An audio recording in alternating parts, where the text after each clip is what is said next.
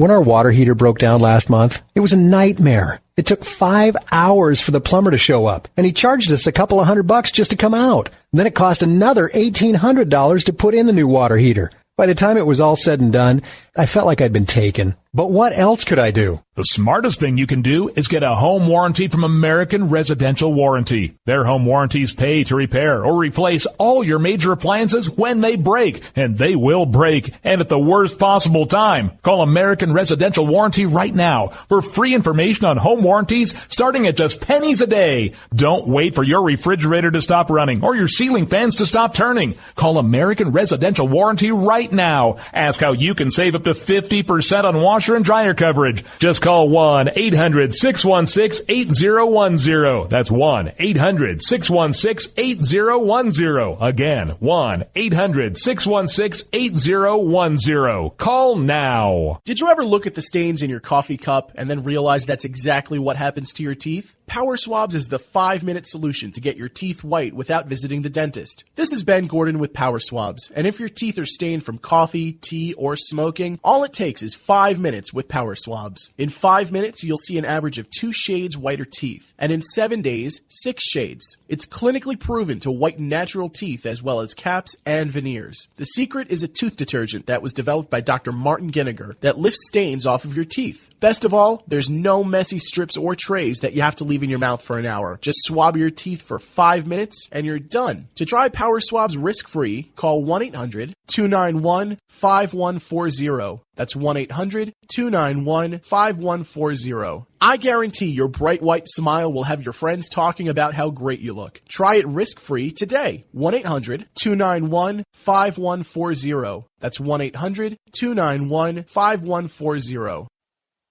Tired of paying outrageous prices for Viagra? Well, we have great news for you. Now you can finally get Viagra at huge discounts. Healthy Man allows you to save up to $500 on Viagra. Why pay U.S. pharmacy prices of $15 per pill or more when you can get Viagra for less than $3 a pill? Call today and get 40 Viagra pills for only $99. This can cost as much as $600 at your local pharmacy. You can't afford not to call us. If you want Viagra at the lowest prices, never pay $15 a pill pharmacy prices again. Get Viagra for less than $3 a pill. Call 800-595-2614 today and save up to $500 and get 40 pills for just $99. Healthy Man is fast, easy, and affordable. Operators are waiting at 595-2614 to take your call now. Call 800-595-2614. That's 800-595-2614. Again, 800-595-2614. The following letters were written by our troops. My dear fellow Americans, I truly appreciate your support. I was starting to wonder if people had forgotten about us over here, but then one of my buddies showed me this website, and now as tears are streaming down my face, I can see for sure that you haven't. Private Emily B., U.S. Army. It's so heartwarming to see the American people not letting the men and women of the armed forces be forgotten. Your letters make a group of grown men, battle-hardened and gruff, act like a bunch of kids around a Christmas tree. Thanks. Staff Sergeant Matthew H., U.S. Army. Your support may be the most important thing our troops can carry with them. But don't take our word for it. Take theirs. To show your support, visit americasupportsyou.mil.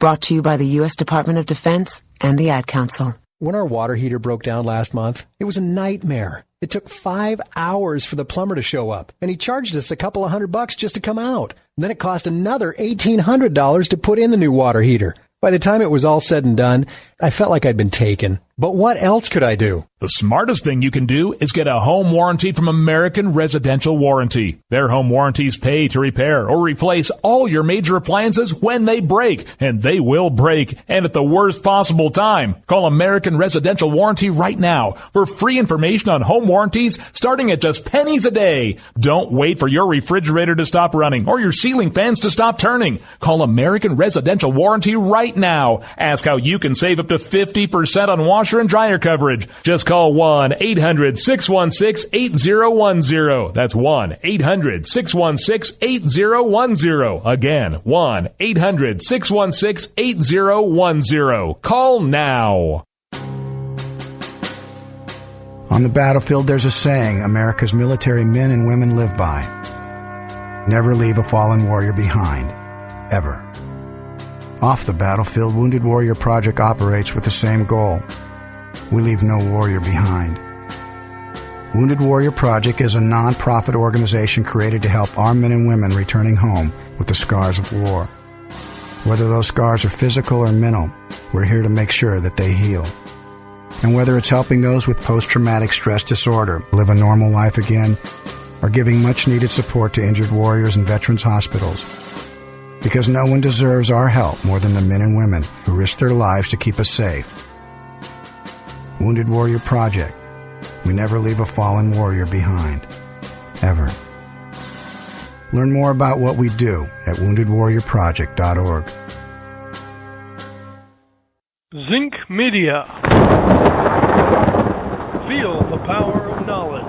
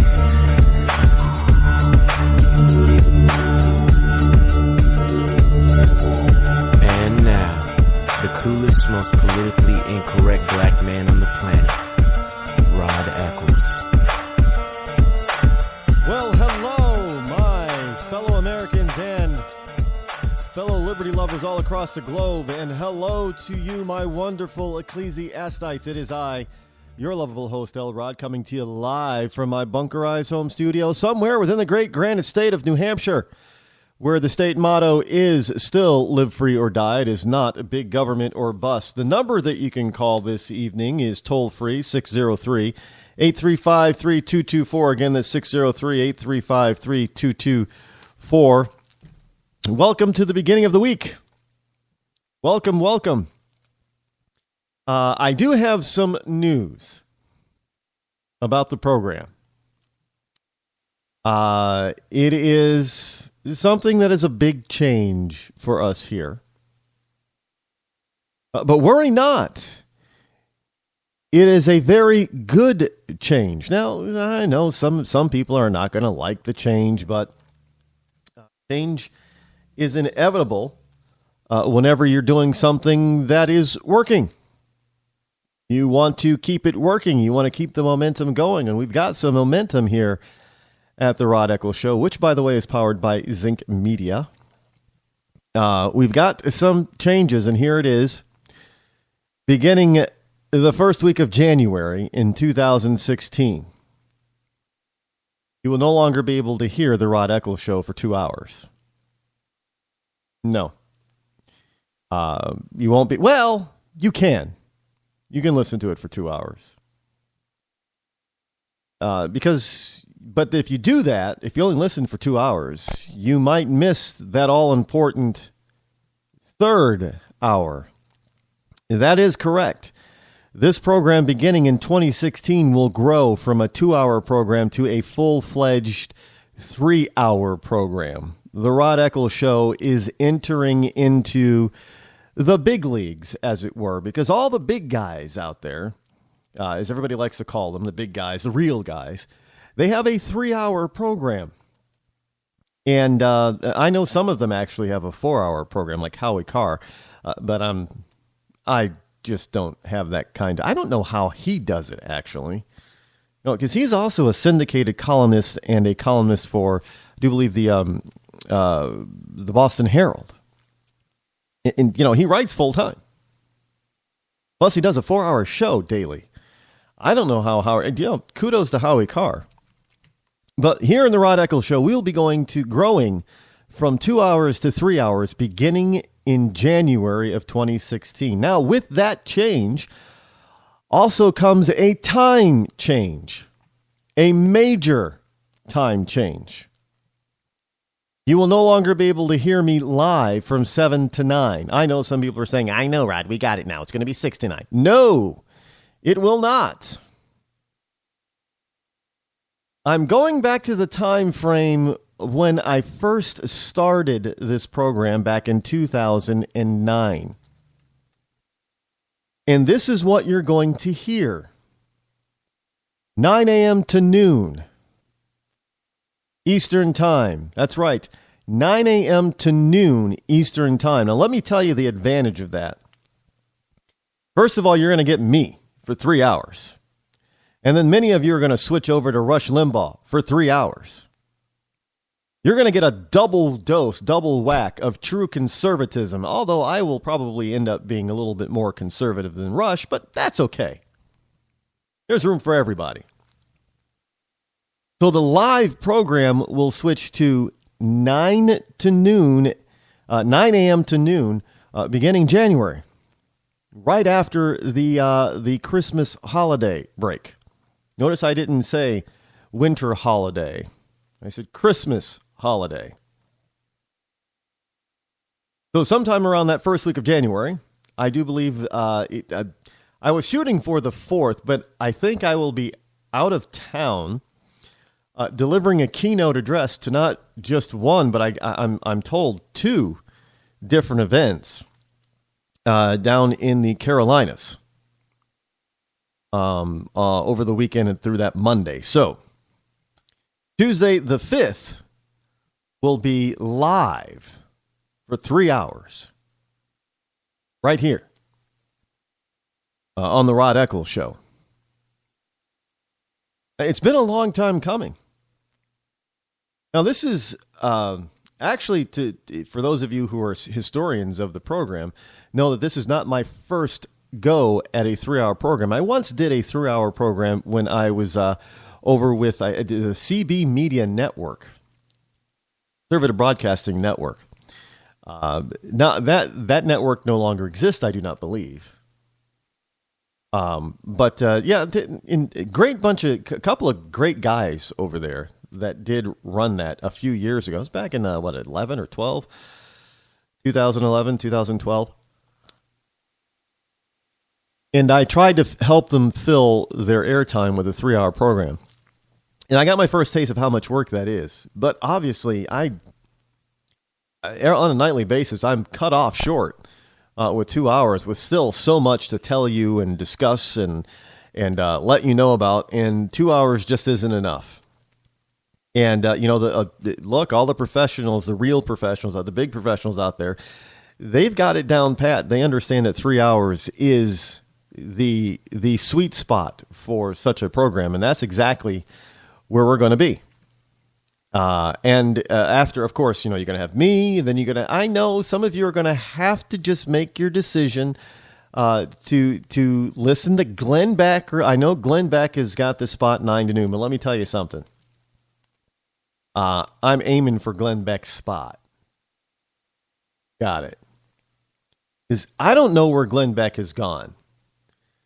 The man is just, look, I'm not going to bash anybody else's program, but I'm not going to bash Glenn Beck's program. I'm just going to talk about Glenn Beck, the man. Now, I don't know where his thought process has gone. He's become, some people think that he might be suffering from certain mental ailments. I don't think that is true. I just think this is what Glenn really believes. And if it's not, he does a good job of foisting it on his listeners that this is what he currently believes. But he's kind of odd. I'm not sure exactly what, it's not just like talking about liberals. I would not, now a lot of people say that Glenn Beck is a libertarian.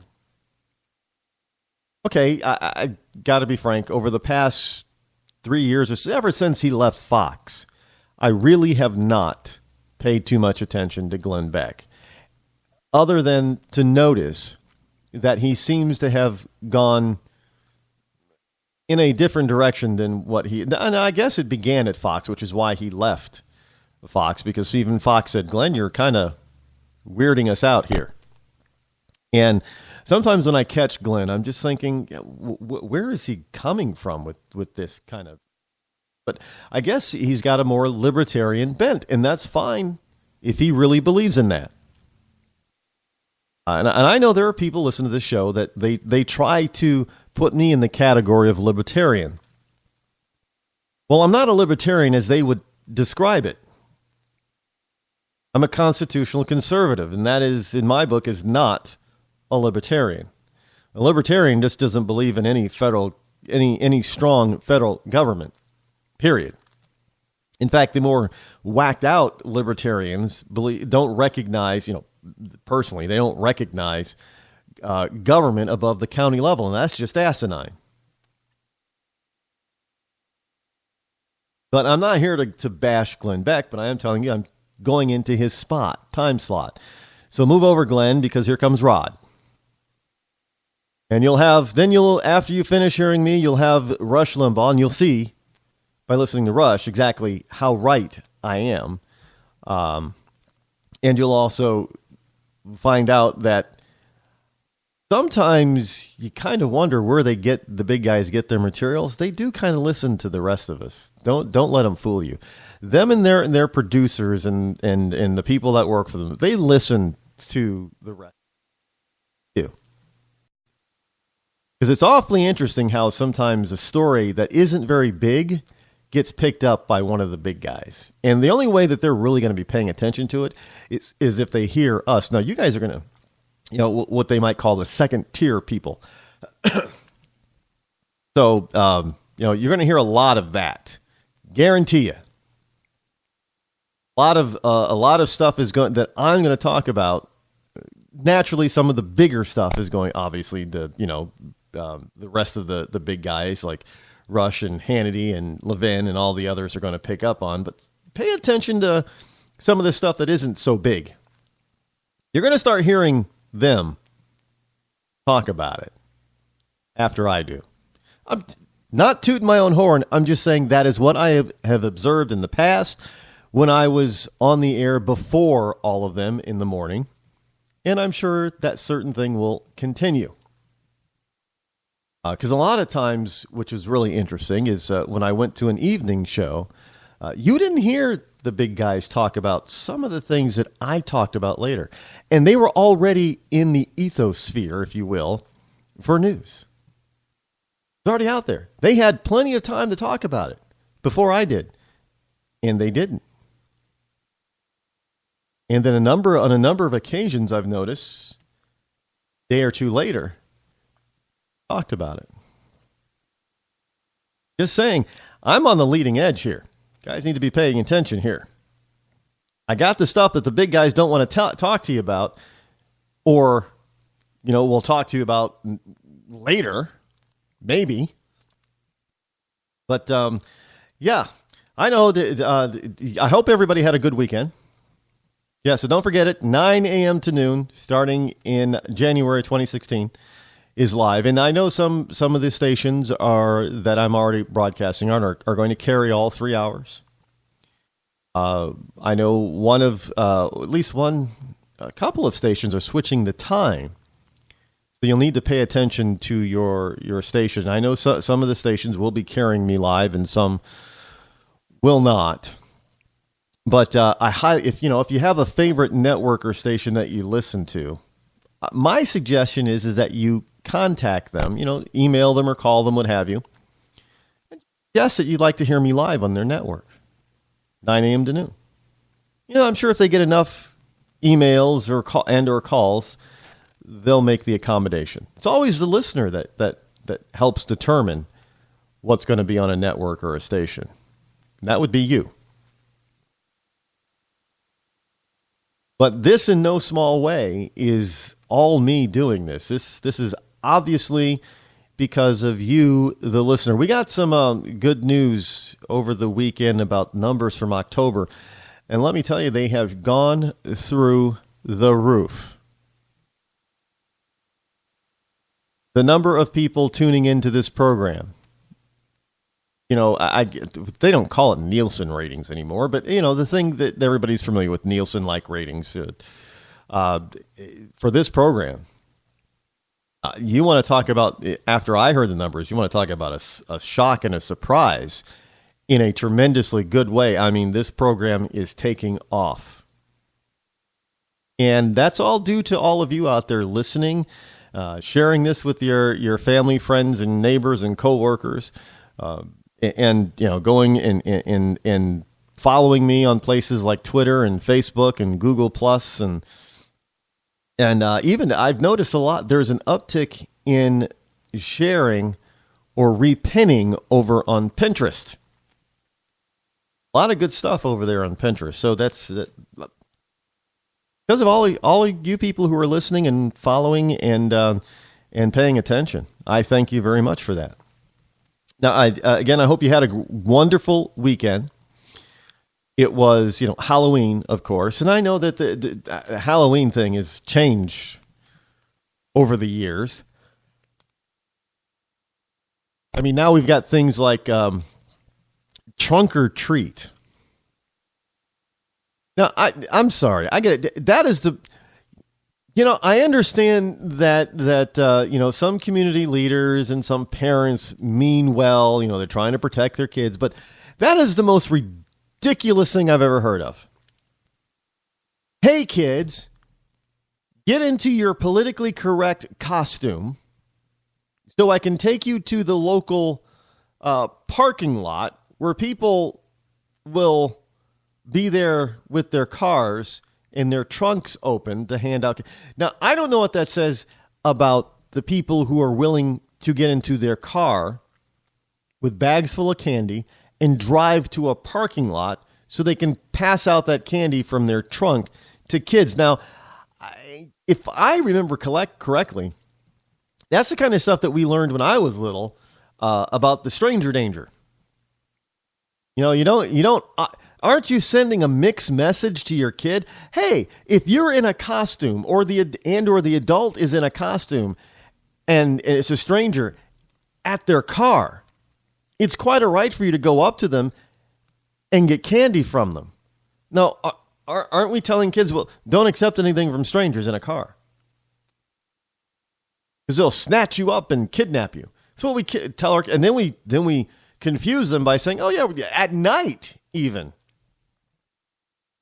You know, not just in the light of day, but in the dark of night, we're going to a parking lot so you can see all these wonderful strangers, little Timmy and Sally, with candy being passed out from the trunk of their vehicle.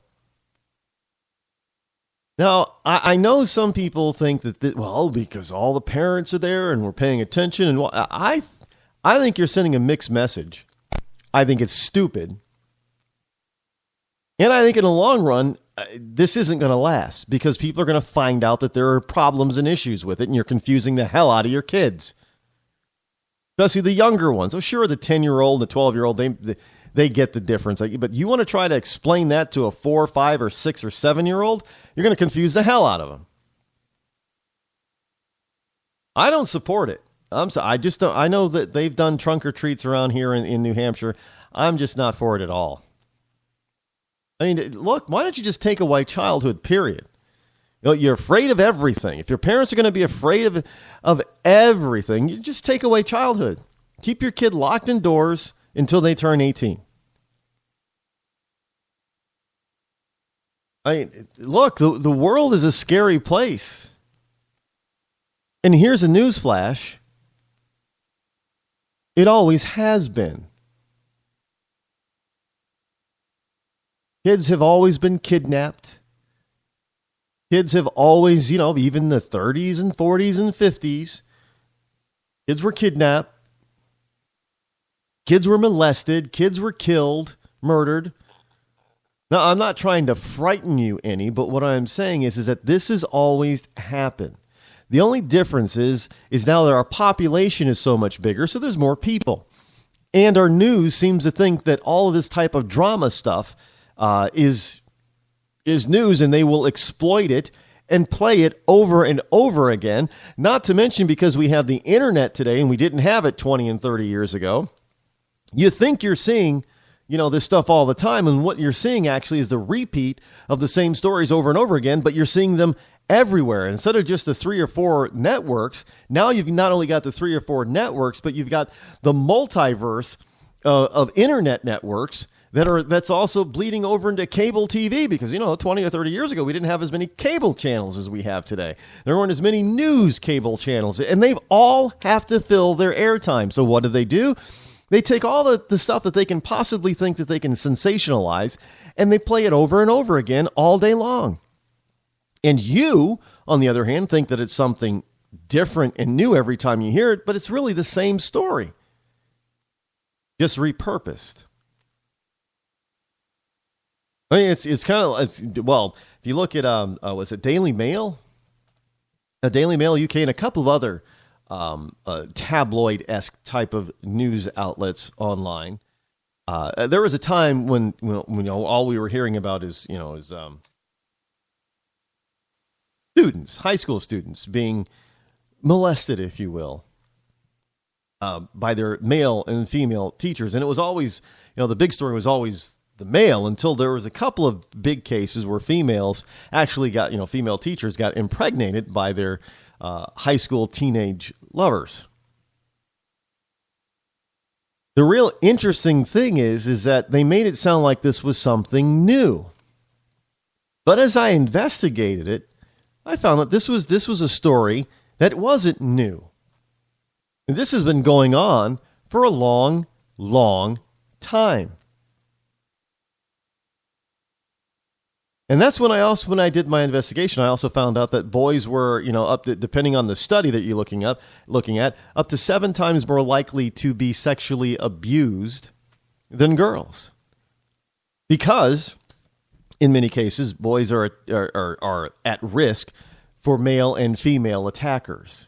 Where girls, on the other hand, tend to, I know it just sounds kind of stupid to say only, but tend to only be attacked by male perpetrators. It's kind of rare for a gay woman to attack or to entice a teenage girl, an underage. But hey, the straight women seem to go for the boys all right, though. A lot of them. So what are you going to do? Are you going to keep your teenager home now because you're afraid that one of the teachers, be they male or female, is going to make sexual advances towards your kid? I mean, look, the world has always been a dangerous place. And it all, I find it interesting that some parents, when their child is not in any danger of such an attack, will take great strides and to try to remove their child from the dangerous quote unquote school. But the kid isn't learning anything, and or he's being indoctrinated by the left for to believe in all this global warming crap. And the parents are okay. You know what? No, I can't take my kid out for that. No, can't do it. Don't have time or the money to do that. No. Little John has got to fend for himself and actually try to learn something.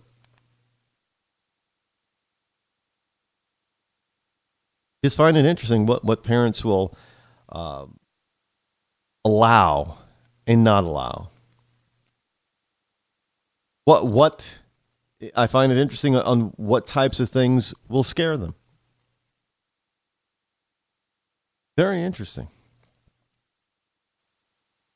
But yeah, the kids were. I don't think I see as many kids going out trick or treating anymore. And again, it's due to parents trying to protect. Well, it's the same thing as we don't keep scoring soccer. Kids, they don't understand it. When every time you ask the parents, what's the score? The parents and the coaches say, well, we don't keep score. We don't know. Ask the kid. Oh, it's 5-3. We're winning. Kids keep score. See, when you don't think a kid is paying attention to stuff, that's when you better start paying attention, because the kid is paying attention. Yeah, kids are not as stupid nor as innocent as we like to think that they are. They never have been. It's always been a pipe dream. That's only in fairy tales and Disney programs and Disney movies. Reality always has been that kids are a lot smarter and a lot more open-minded than parents and adults give them credit for. When our water heater broke down last month, it was a nightmare. It took 5 hours for the plumber to show up, and he charged us a couple of $100 just to come out. Then it cost another $1,800 to put in the new water heater. By the time it was all said and done, I felt like I'd been taken. But what else could I do? The smartest thing you can do is get a home warranty from American Residential Warranty. Their home warranties pay to repair or replace all your major appliances when they break, and they will break, and at the worst possible time. Call American Residential Warranty right now for free information on home warranties starting at just pennies a day. Don't wait for your refrigerator to stop running or your ceiling fans to stop turning. Call American Residential Warranty right now. Ask how you can save up to 50% on washer and dryer coverage. Just call 1-800-616-8010. That's 1-800-616-8010. Again, 1-800-616-8010. Call now. Did you ever look at the stains in your coffee cup and then realize that's exactly what happens to your teeth? Power Swabs is the 5-minute solution to get your teeth white without visiting the dentist. This is Ben Gordon with Power Swabs, and if your teeth are stained from coffee, tea, or smoking, all it takes is 5 minutes with Power Swabs. In 5 minutes, you'll see an average of 2 shades whiter teeth, and in 7 days, 6 shades. It's clinically proven to whiten natural teeth as well as caps and veneers. The secret is a tooth detergent that was developed by Dr. Martin Ginniger that lifts stains off of your teeth. Best of all, there's no messy strips or trays that you have to leave in your mouth for an hour. Just swab your teeth for 5 minutes and you're done. To try Power Swabs risk-free, call 1-800-291-5140. That's 1-800-291-5140. I guarantee your bright white smile will have your friends talking about how great you look. Try it risk-free today. 1-800-291-5140. That's 1-800-291-5140. Tired of paying outrageous prices for Viagra? Well, we have great news for you. Now you can finally get Viagra at huge discounts. Healthy Man allows you to save up to $500 on Viagra. Why pay U.S. pharmacy prices of $15 per pill or more when you can get Viagra for less than $3 a pill? Call today and get 40 Viagra pills for only $99. This can cost as much as $600 at your local pharmacy. You can't afford not to call us. If you want Viagra at the lowest prices, never pay $15 a pill pharmacy prices again. Get Viagra for less than $3 a pill. Call 800-595-2614 today and save up to $500 and get 40 pills for just $99. Healthy Man is fast, easy, and affordable. Operators are waiting at 595-2614 to take your call now. Call 800-595-2614. That's 800-595-2614. Again, 800-595-2614. Start training for a new career in as little as 18 days. National EMS Institute's innovative boot camp program will train you for a new career. Learn to respond to emergency situations and become a certified EMT in just 18 days. National EMS Institute guarantees 100% job placement. Visit www.nationaleMSinstitute.com today to learn more about our 18-day boot camp. Or call us at 1-800-497-6732. NationalEMSInstitute.com.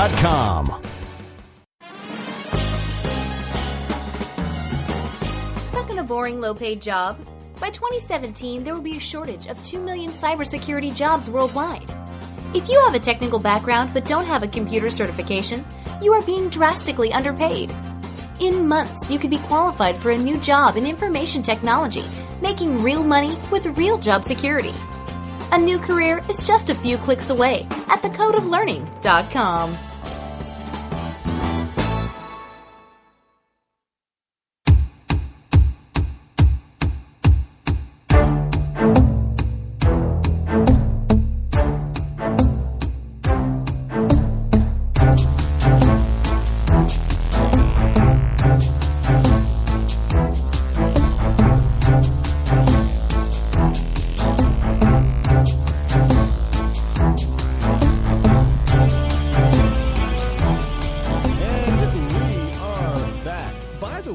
for those of you who do not know out there in Ecclesiastes land,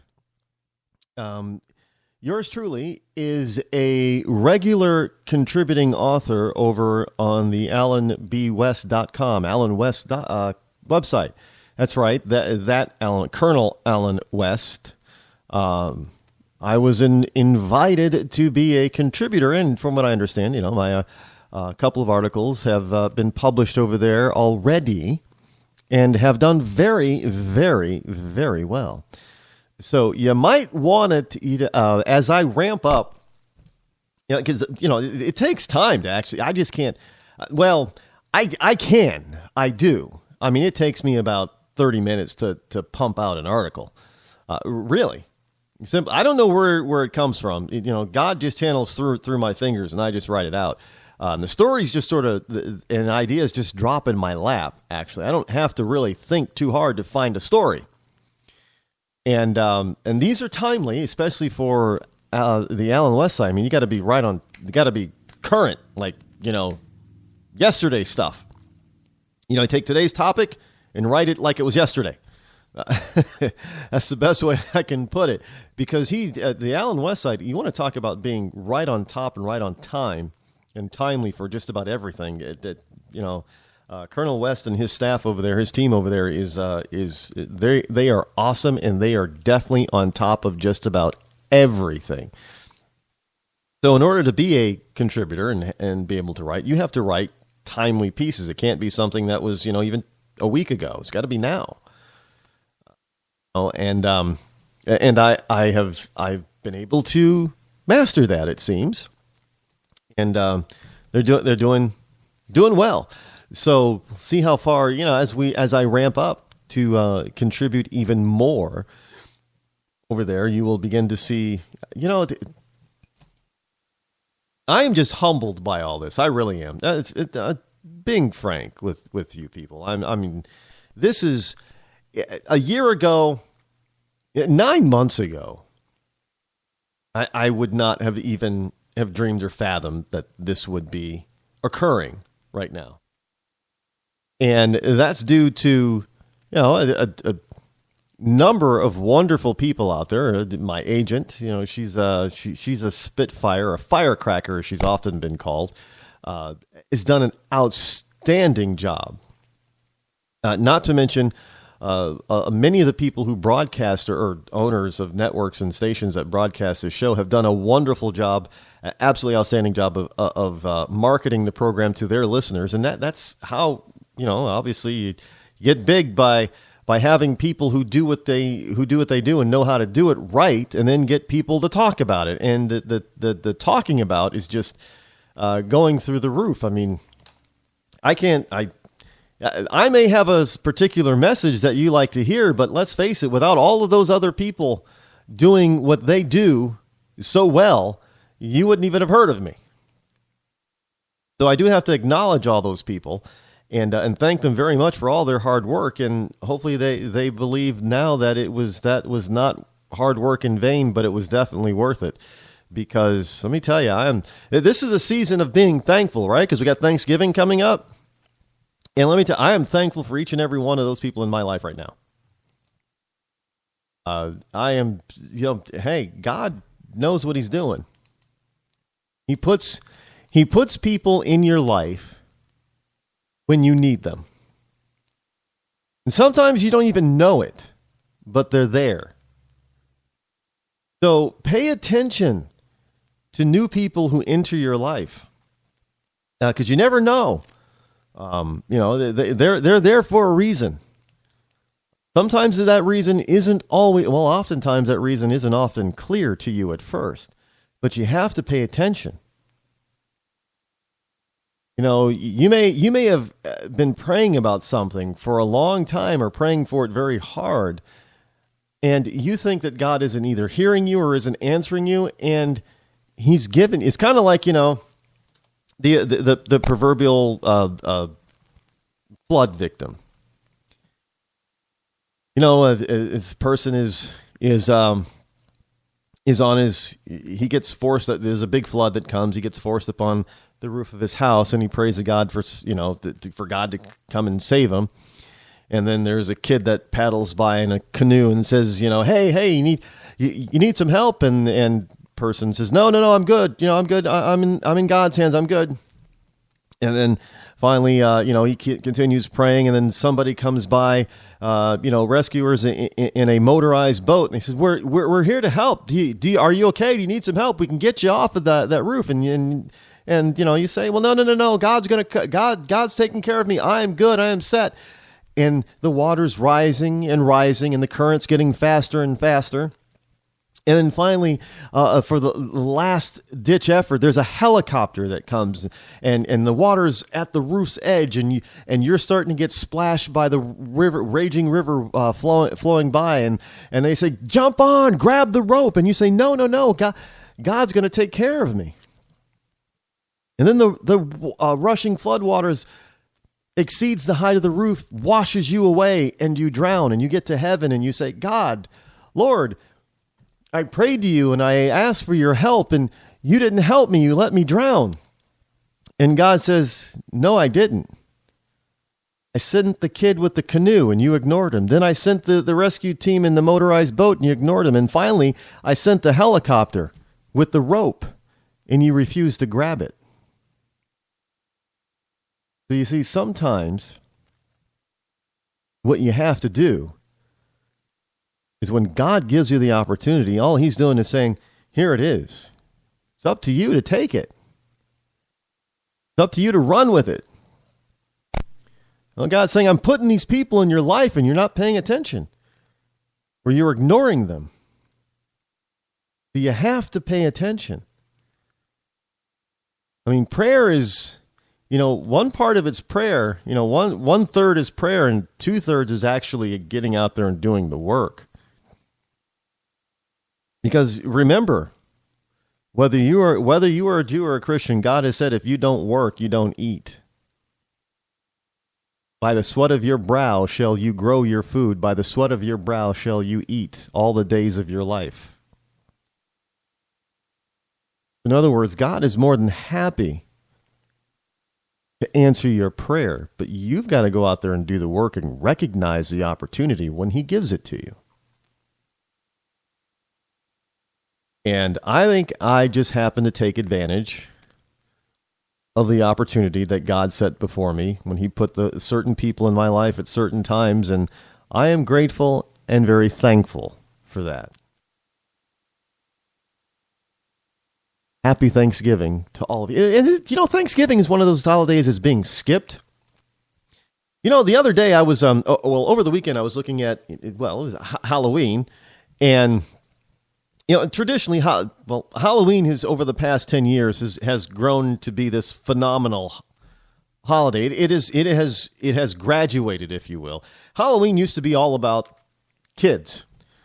You had some neighbors in your neighborhood that may have dressed up, in benign costumes, and some adults might have liked to scare the kids friendly. I was one of those. I like to scare the kids on a friendly basis, kind of get you the gotcha type of thing. But it was really for kids. It was an adult holiday. Now, over the past 10 or 15 years or so, Halloween has morphed into an adult holiday. I remember, back in the wonderful, glamorous days of the 19th century, the 1800s, and in the 20s and 30s, here in the U.S., we had something called the Masquerade Ball.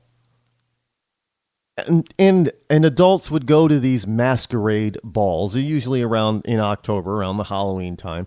That was the adult version of Halloween. It was very elegant, very proper. But today, the Halloween party is all kinds of different levels, from the college kids that just didn't get enough candy as a kid, and then now they're at college and they're just throwing these beer bashes. And the costume is actually just a second thought, to adults having massive Halloween parties. And again, there's nothing wrong with it, but it is no longer a child's holiday.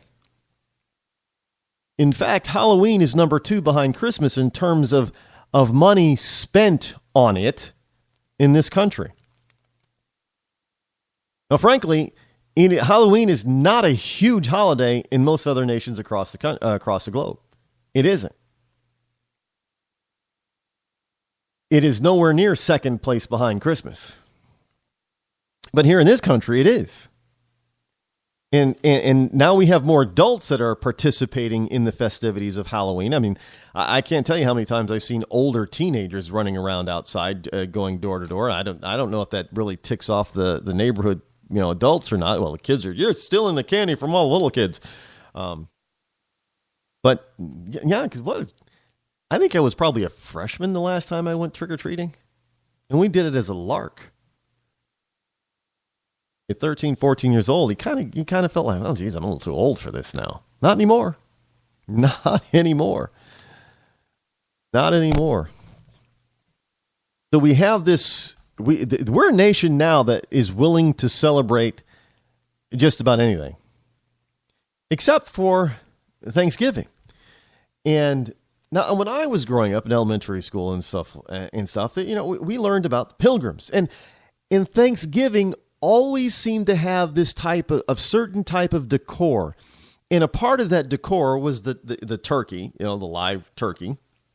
You even made them in school with the tail feathers and all that kind of stuff, different colors. And it was always pilgrims involved, and pilgrim children, and pilgrim adults. It seemed these pilgrims were, because that's really the whole point of Thanksgiving is to celebrate what they were celebrating.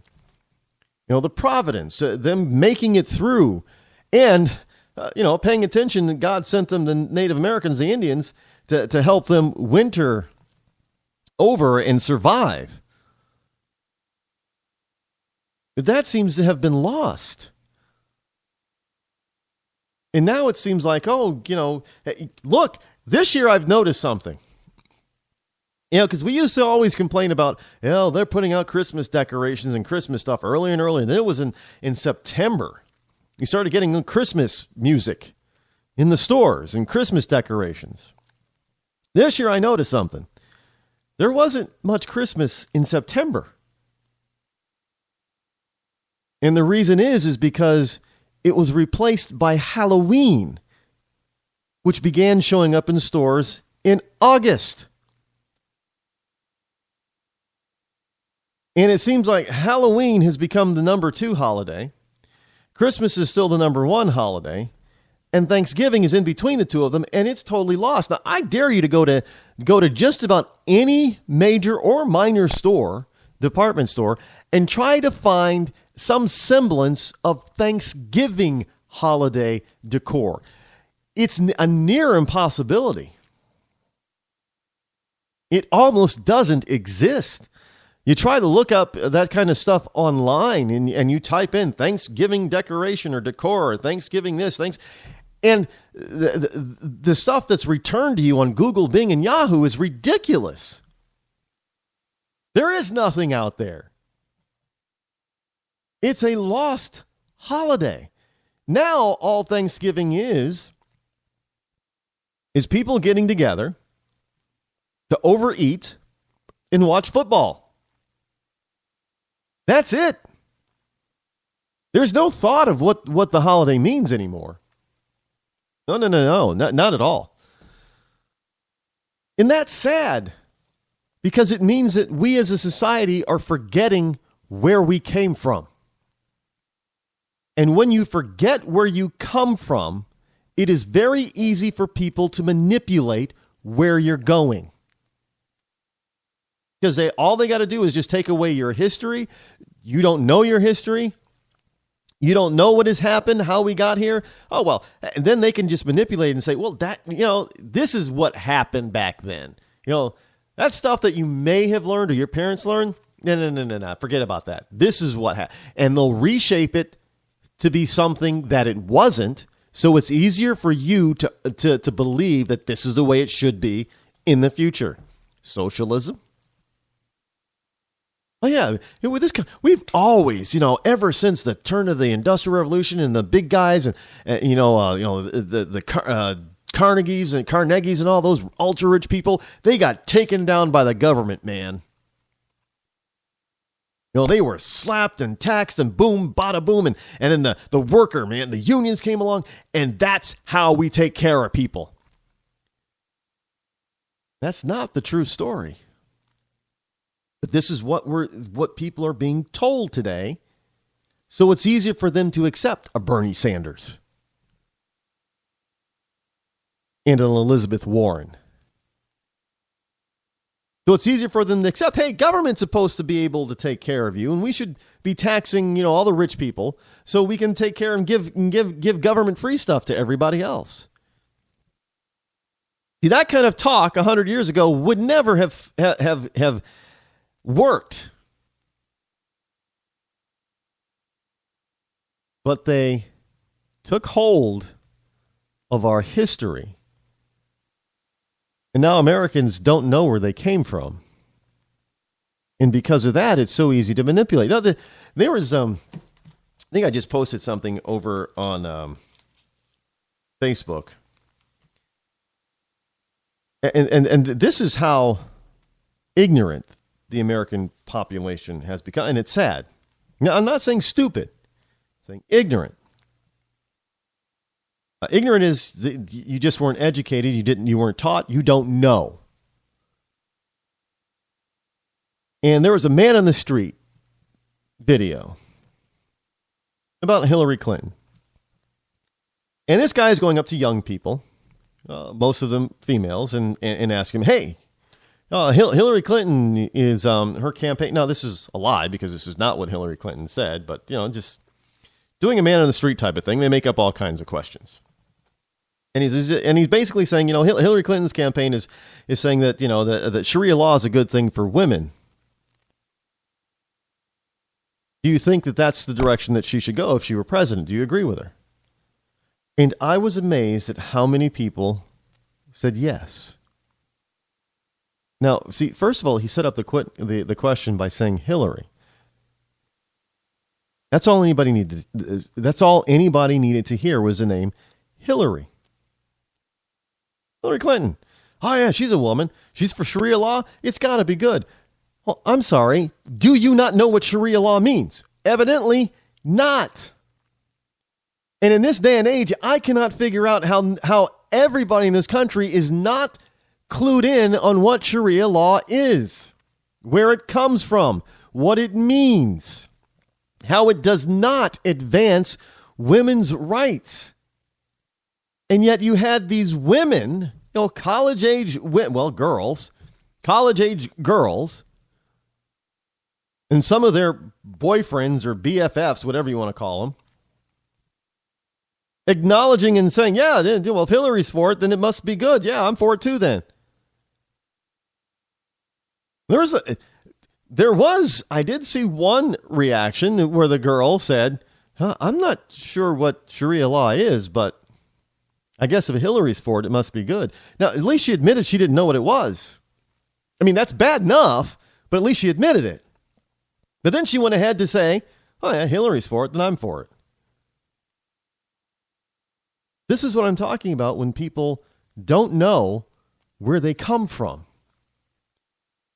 They can be told where they're going. And they won't, those who are doing the telling won't get a fight.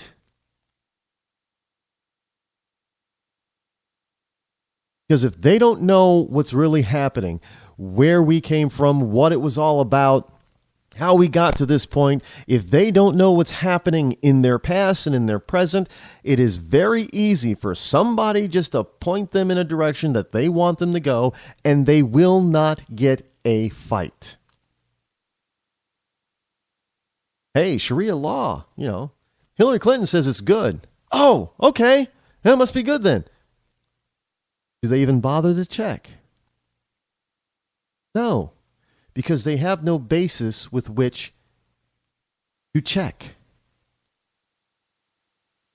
Because they were never, ever taught. They were always taught, hey, be a good little boy and girl, be a good Johnny and Susie, and just do whatever the teacher or this person tells you to do. Just because they'll never lie to you, just always listen to them. And so now they get to the point where they're an adult.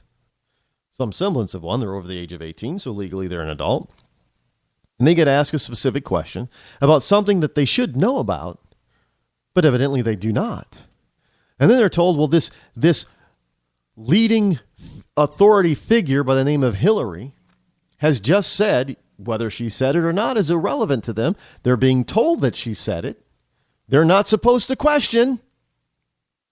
Remember now, they've been brought up for the past 18 years not to question. So somebody who looks like they're an authority or knowledgeable, like a reporter, hey, Hillary Clinton said, and they go, and well, I don't know what that is, but if Hillary says it's okay, we're not supposed to question, so we should go along with it, because they don't know where they came from. They don't understand that this country started by somebody, the founders, questioning authority. They don't know that. And so it's easy for this man on the street, and he's just giving an example of how easy it is to manipulate people, and they will not question.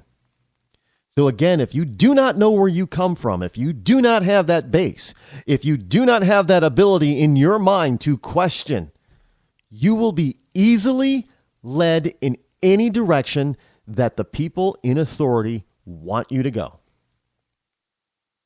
We see it happening more and more today than ever before. Again, I don't know how to emphasize this any stronger. We as a nation are being manipulated to go in a certain direction because as a nation, we do not know where we came from. Now, sure, you and I, if you're listening to this program, we know. But unfortunately, we are becoming more and more of the minority. And we're being seen more and more often as radicals or extremists. You think about it. Did you, if you're over the age of 50 or 60, did you ever think there would be a day where you would be labeled an extremist simply because you believed in the Constitution? If you believed in the actions, statements, speeches of our founders, well, constitutionalists are considered to be extreme righties. That's right. Yeah, you and I, we're extremists. If we believe in the Constitution, we're extremists.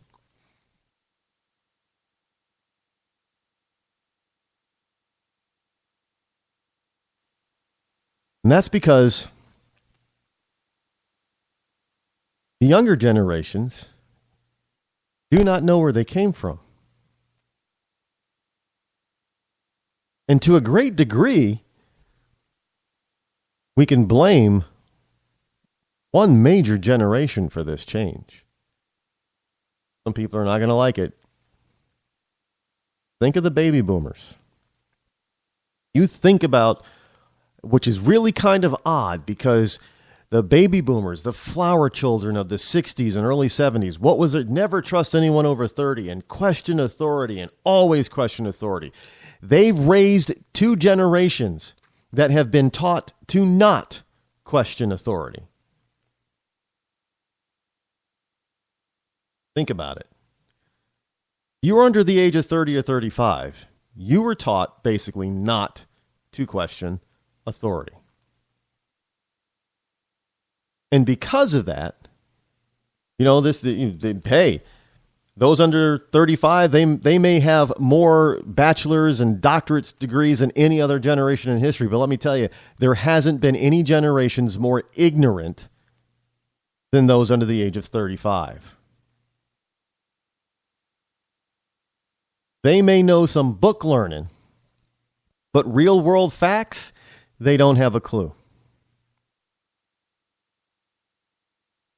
And those that do try to get a clue, well, they're ostracized, and they're called extremists. That's how you get Occupy Wall Street. That's how you get Bernie Sanders, who garners 10, 20, 30,000 people at an event. 70% of them under the age of 35.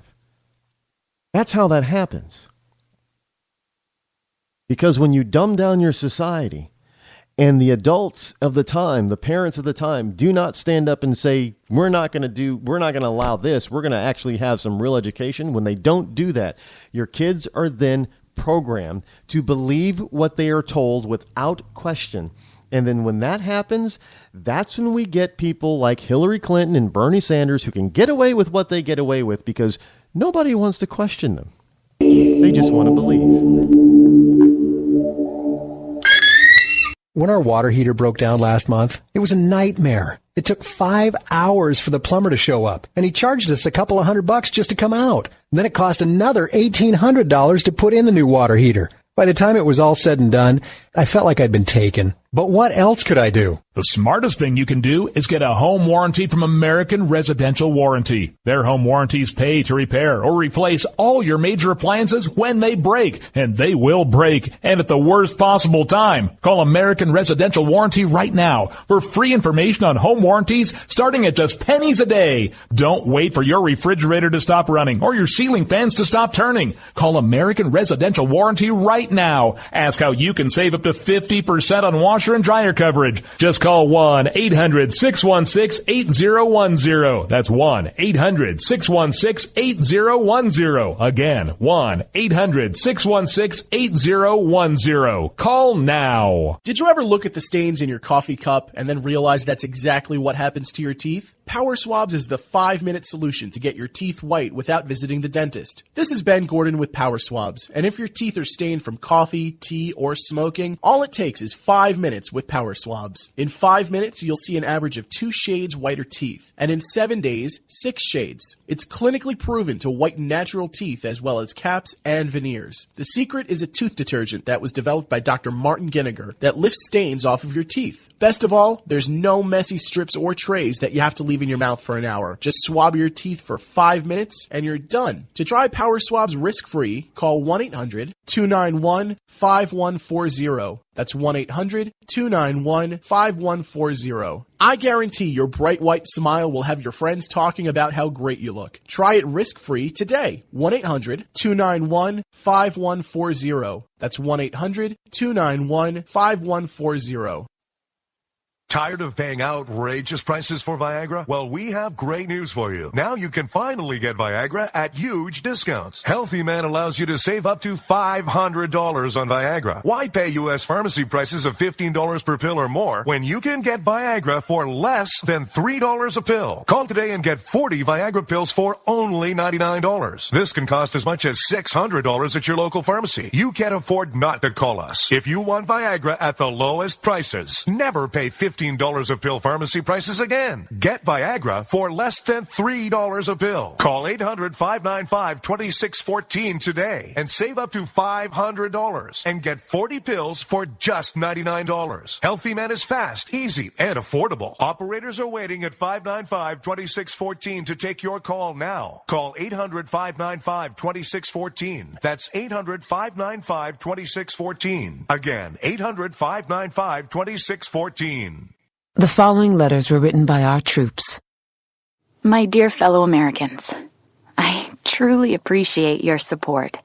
I was starting to wonder if people had forgotten about us over here, but then one of my buddies showed me this website, and now as tears are streaming down my face, I can see for sure that you haven't. Private Emily B., U.S. Army. It's so heartwarming to see the American people not letting the men and women of the armed forces be forgotten. Your letters make a group of grown men, battle-hardened and gruff, act like a bunch of kids around a Christmas tree. Thanks. Staff Sergeant Matthew H., U.S. Army. Your support may be the most important thing our troops can carry with them. But don't take our word for it. Take theirs. To show your support, visit americasupportsyou.mil. Brought to you by the U.S. Department of Defense and the Ad Council. When our water heater broke down last month, it was a nightmare. It took 5 hours for the plumber to show up, and he charged us a couple of $100 just to come out. Then it cost another $1,800 to put in the new water heater. By the time it was all said and done, I felt like I'd been taken. But what else could I do? The smartest thing you can do is get a home warranty from American Residential Warranty. Their home warranties pay to repair or replace all your major appliances when they break, and they will break, and at the worst possible time. Call American Residential Warranty right now for free information on home warranties starting at just pennies a day. Don't wait for your refrigerator to stop running or your ceiling fans to stop turning. Call American Residential Warranty right now. Ask how you can save up to 50% on washer and dryer coverage. Just call 1-800-616-8010. That's 1-800-616-8010. Again, 1-800-616-8010. Call now. On the battlefield, there's a saying America's military men and women live by. Never leave a fallen warrior behind. Ever. Off the battlefield, Wounded Warrior Project operates with the same goal. We leave no warrior behind. Wounded Warrior Project is a non-profit organization created to help our men and women returning home with the scars of war. Whether those scars are physical or mental, we're here to make sure that they heal. And whether it's helping those with post-traumatic stress disorder live a normal life again, or giving much-needed support to injured warriors in veterans' hospitals. Because no one deserves our help more than the men and women who risk their lives to keep us safe. Wounded Warrior Project. We never leave a fallen warrior behind. Ever. Learn more about what we do at woundedwarriorproject.org. Zinc Media. Feel the power of knowledge.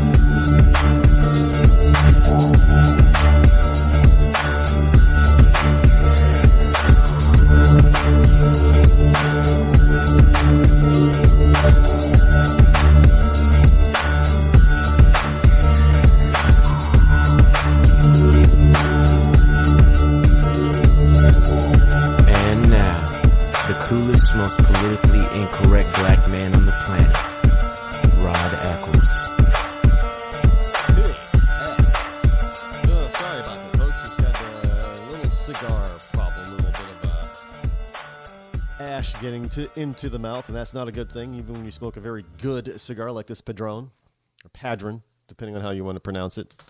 Welcome back to hour number 2, here on the fastest 2 hours on Internet Talk Radio. I am your lovable host, El Rod, and I am still coming to you live from my bunkerized home studio somewhere within the great grand estate of New Hampshire, where the state motto is still live free or die. It is not big government or bust. And, of course, the number that you can call should you wish to join me live here on the program is still toll-free, 603-835-3224. Congratulations to the Kansas City Royals. You know, when I was younger, congratulate to them for winning the World Series. First time in 30-some years, I think, 30 years. When I was younger, I used to have 3 favorite teams in football and basketball and baseball, professional sports. I've always liked the Pittsburgh Steelers. And I used to like, the Patriots and the Miami Dolphins. I know, weird favorites, I get it. And for basketball, I always like the Celtics and the 76ers and the Lakers. And I know that's kind of, how can you be a Lakers fan and a Celtics fan, right? Well, when you're a kid, you can. And you have you have them numbered. So whenever the Celtics and Lakers played, well, my number 1 favorite was the Celtics. And in baseball, I always liked, I know this is another dichotomy, the Yankees, Dodgers, and Royals. And whenever the Yankees played the Dodgers or the Royals, I always rooted for the Yankees. But I always liked, for some reason, they were never the big team. I've always liked the Royals. And even though I don't follow professional baseball anymore, I still have kind of this soft spot for the Royals. I can't explain it. It makes no, I mean, because royalty, we don't have royalty in this country. Well, not supposed to anyway. So I can't explain this soft spot that I've always had for the Royals.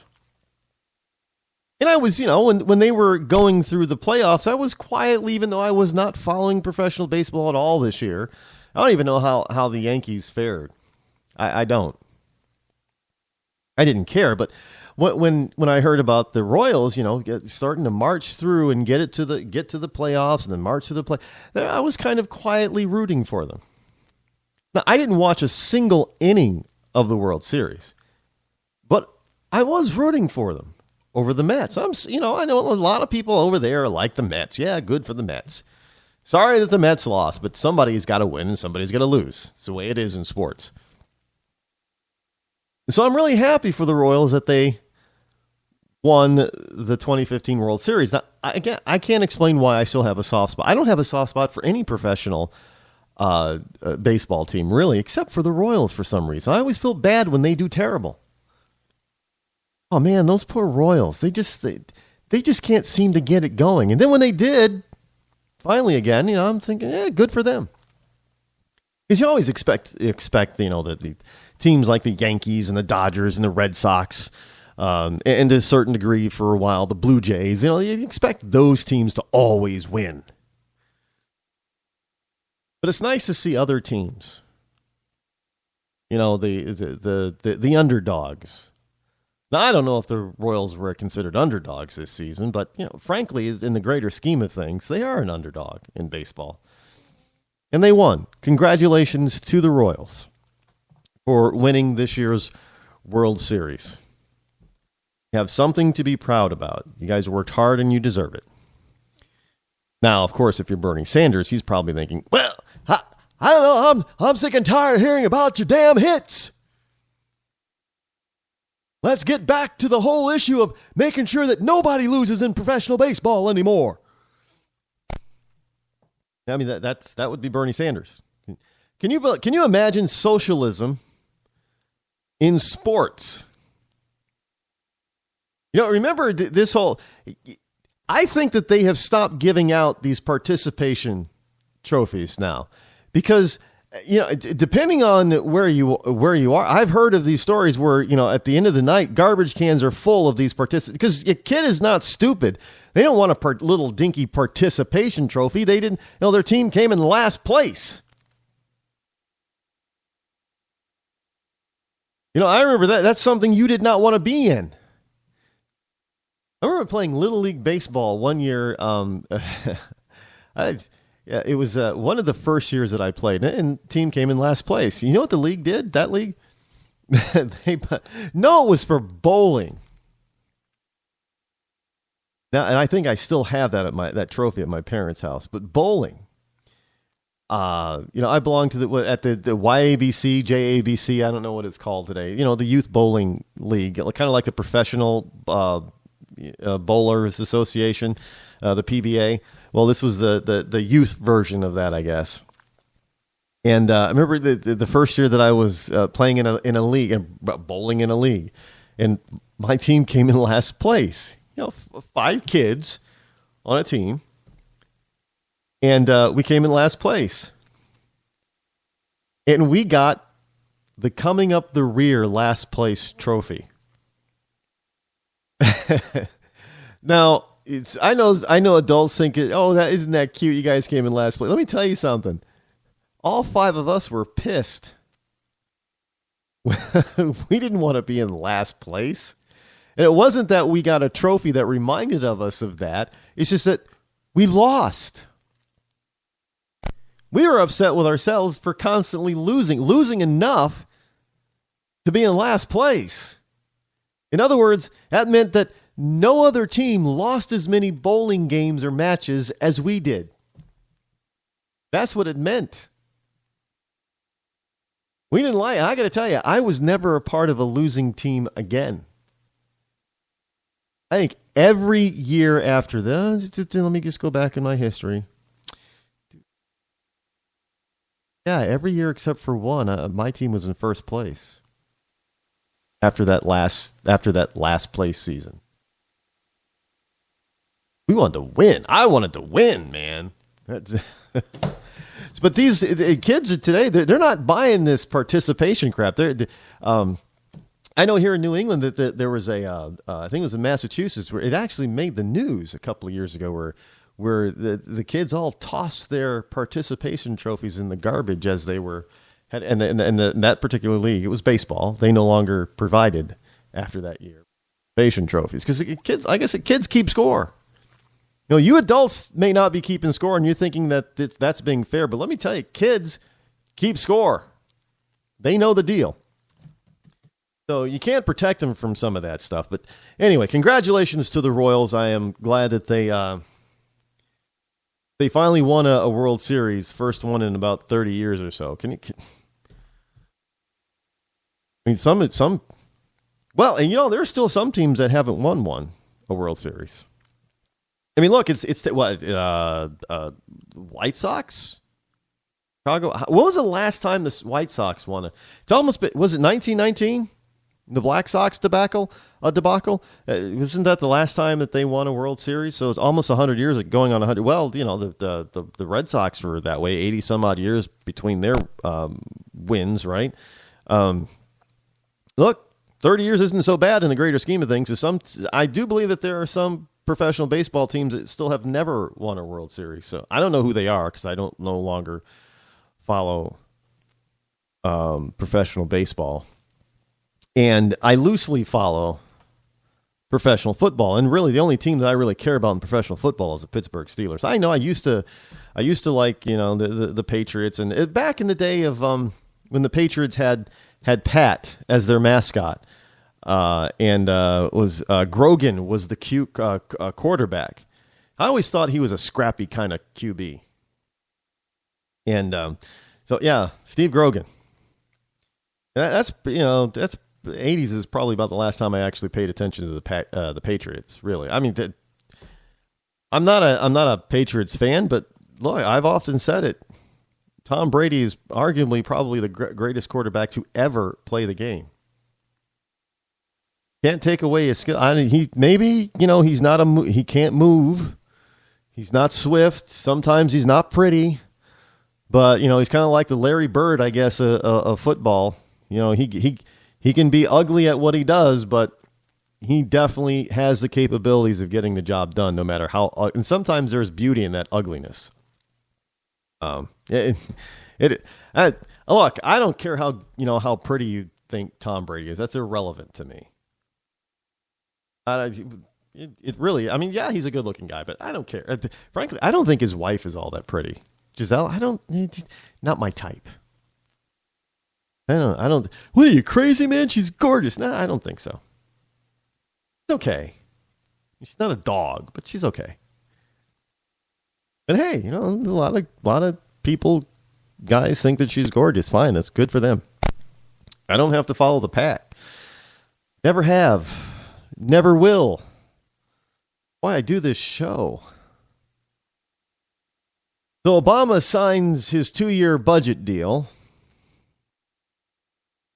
And basically Washington just sticks its nose up at the rest of us, the American people who are saying no more debt spending. No more. What good is having? We never get this question asked or answered. What good is having a debt ceiling if all you're going to do when you come knocking up to it is you just go ahead and raise it? What good is having it? I have been asking this question ever since they every time they say, "Oh no, we're going to come up against a debt ceiling. We got to raise a debt ceiling, or else all hell's going to break loose. So everybody, every country, and every the economies are going to crash and blah." So why have a debt ceiling limit then? I mean, if all we're going to do is every time we come up close to it is just decide, well, we'll just raise it. Well, what good is having it? Well, I guess they've decided, Boehner and Obama and McConnell and Reid and Pelosi have decided, what good is having a debt ceiling? And so I guess the whole deal is to suspend the debt ceiling limit for the next year and a half or so. So that, whatever Obama wants to spend now, doesn't got to worry about debt ceiling limit. So now it is out there that Obama is the $20 trillion man. There were people that were saying back when he was elected in his first term that they were saying that the way this guy likes to spend, that by the time he leaves office, our debt would be closer to $20 trillion. Man, they do not realize how accurate they were. And I remember all these wonderful liberals and Democrats and other people who were in support of the first black president in American history. Oh, no, don't be so negative and pessimistic. He's going to control his spending. He's going to control the debt. It's never even going to get past 10. It won't get past 10 or 12 trillion. Well, let me tell you something. He blew past 10 and 12 trillion without even looking back and slowing down. And with less than a year and a half left in his final term, he's standing at 18 trillion, over 18 trillion, knocking on the $20 trillion door.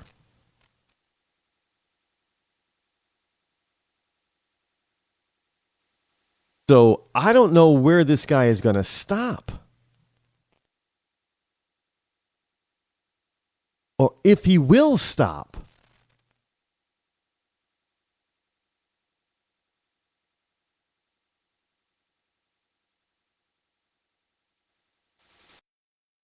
When Mr. Obama took off, and this is from the Washington Times, when Mr. Obama took over in January 2009, the total national debt stood at $10.5 trillion.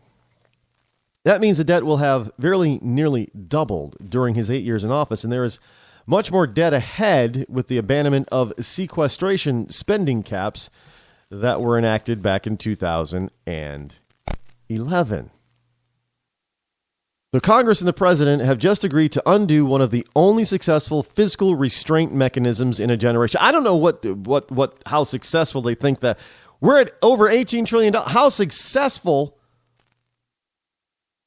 was it? How successful was sequestration? It wasn't. I mean, look, this is what I'm talking about not knowing where you're coming from and not knowing and questioning, because there are a bunch of people out there that'll just look at this and say, oh, well, the sequestration it was a success. It was an abysmal failure. Now, granted, it was originally designed to try to keep people like Obama in check. It was originally designed so we wouldn't add to the debt. But obviously, one, the original sequestration bill that eventually became law was weakened.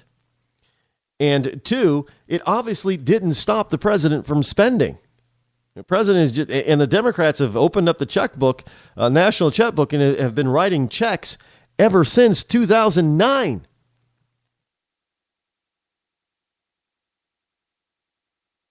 There has been no success but you have all these wonderful people out there who are now, voters, who are thinking, yes, sequestration, they said it was a success, but now we got rid of it, so, oh well. No, it was not a success. It was a total abject failure. But then again, as it was signed into law, it wasn't designed to really stop anyone from spending us further into debt.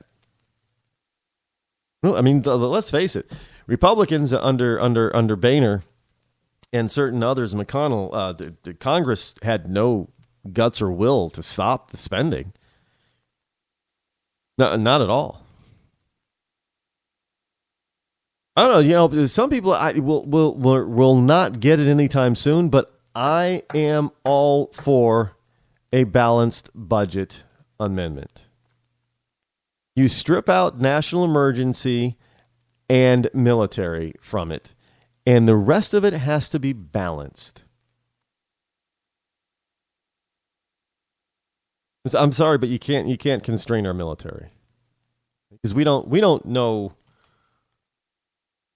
what is going to be needed or how they're going to be called into action or what they're going to be called to do and how much that's going to cost. So really, you need to be able to be flexible with military. And again, with national, you can budget so much for national disasters for a year, but you don't know if you're going to get another Katrina or something worse or a major earthquake or something. You can't fully budget for that kind of stuff that you don't know about. The other stuff, yes, that should be balanced. We shouldn't be spending our forget our kids and grandkids. We're now stealing from the piggy banks of our great grandkids. I mean, these are, hell, we're stealing from children whose parents haven't even been born yet. Put that in perspective. We are stealing from the piggy banks of American citizens whose parents have not even been born yet.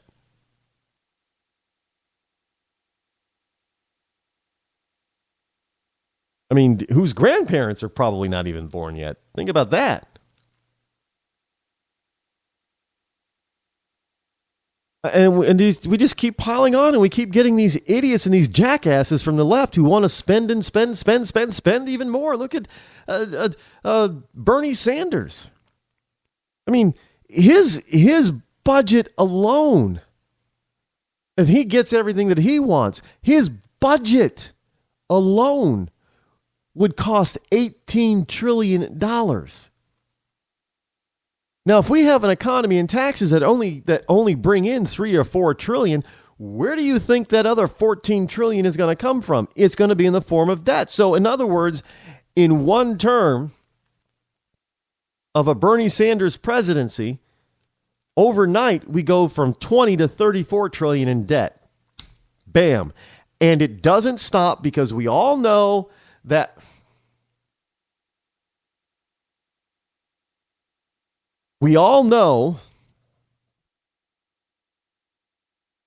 government programs never cease. They never get taken down.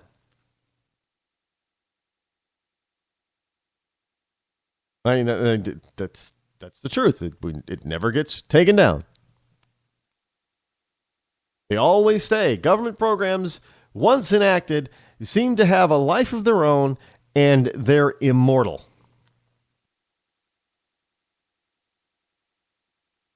I don't know why that is. Because if something doesn't work out in the private sector, the people get, they get rid of it. They change it. They revamp it. They start over if necessary. No, not our government. You get programs that don't work, just throw more money at it. It'll work eventually. But they're not designed to work. That's the problem. Because there are certain things that government, because it's government, is not designed to do. No matter what kind of form of government you have. It's not designed to do that. That is not... if you just look at it's not universally capable of becoming a success. It has nothing to do with, it's just the way government is. There are certain things that each individual must do for themselves, and works better if they do it themselves. And there are certain things that are better if there's a central a support and central command. The military obviously works best when you have central command. But social programs work best at the individual level not involving government. There is no central command for social programs because it doesn't work. And it can't work, especially at this level, at this size of government, because of the massive size and the massive amount of money. It just isn't capable of working. I don't care who you are. Yeah, hey, these people, young people are told, well, it can work. It can work, man. We just got to tax the hell out of some people that you don't like rich people who already pay the bulk of taxes. We'll be back. When our water heater broke down last month, it was a nightmare. It took 5 hours for the plumber to show up, and he charged us a couple of $100 just to come out. And then it cost another $1,800 to put in the new water heater. By the time it was all said and done, I felt like I'd been taken. But what else could I do? The smartest thing you can do is get a home warranty from American Residential Warranty. Their home warranties pay to repair or replace all your major appliances when they break, and they will break, and at the worst possible time. Call American Residential Warranty right now for free information on home warranties starting at just pennies a day. Don't wait for your refrigerator to stop running or your ceiling fans to stop turning. Call American Residential Warranty right now. Ask how you can save up to 50% on washer and dryer coverage. Just call 1-800-616-8010. That's 1-800-616-8010. Again, 1-800-616-8010. Call now. Did you ever look at the stains in your coffee cup and then realize that's exactly what happens to your teeth? Power Swabs is the 5-minute solution to get your teeth white without visiting the dentist. This is Ben Gordon with Power Swabs, and if your teeth are stained from coffee, tea, or smoking, all it takes is 5 minutes with Power Swabs. In 5 minutes, you'll see an average of 2 shades whiter teeth, and in 7 days, 6 shades. It's clinically proven to whiten natural teeth as well as caps and veneers. The secret is a tooth detergent that was developed by Dr. Martin Ginniger that lifts stains off of your teeth. Best of all, there's no messy strips or trays that you have to leave in your mouth for an hour. Just swab your teeth for 5 minutes and you're done. To try Power Swabs risk-free, call 1-800-291-5140. That's 1-800-291-5140. I guarantee your bright white smile will have your friends talking about how great you look. Try it risk-free today. 1-800-291-5140. That's 1-800-291-5140.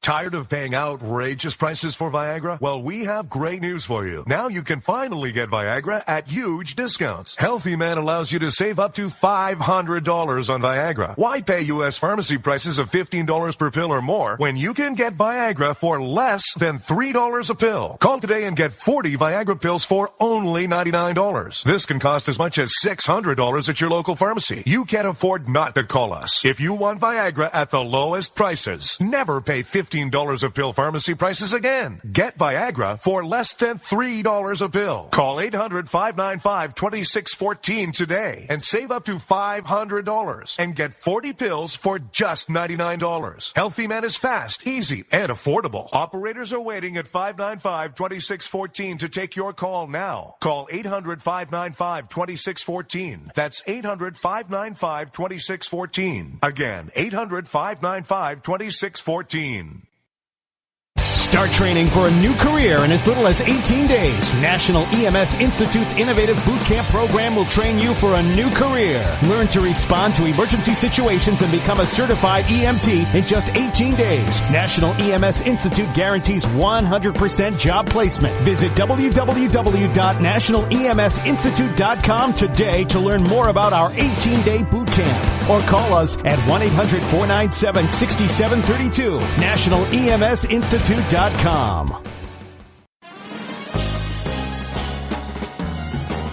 Stuck in a boring, low-paid job? By 2017, there will be a shortage of 2 million cybersecurity jobs worldwide. If you have a technical background but don't have a computer certification, you're being drastically underpaid.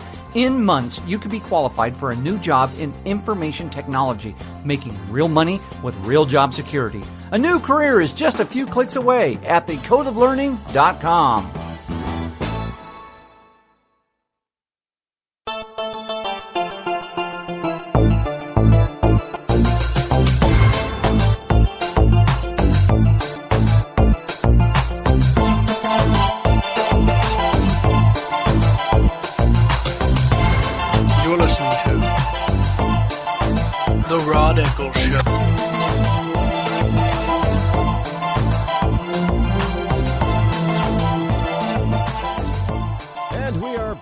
welcome back.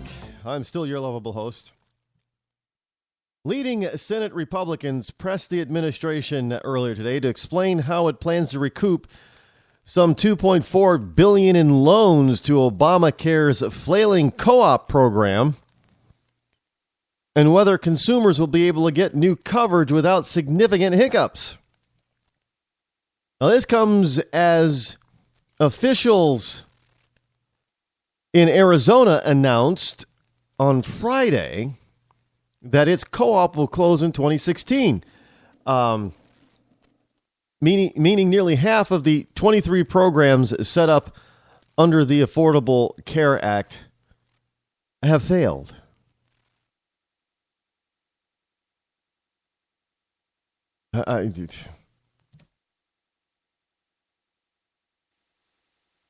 Did we not predict this?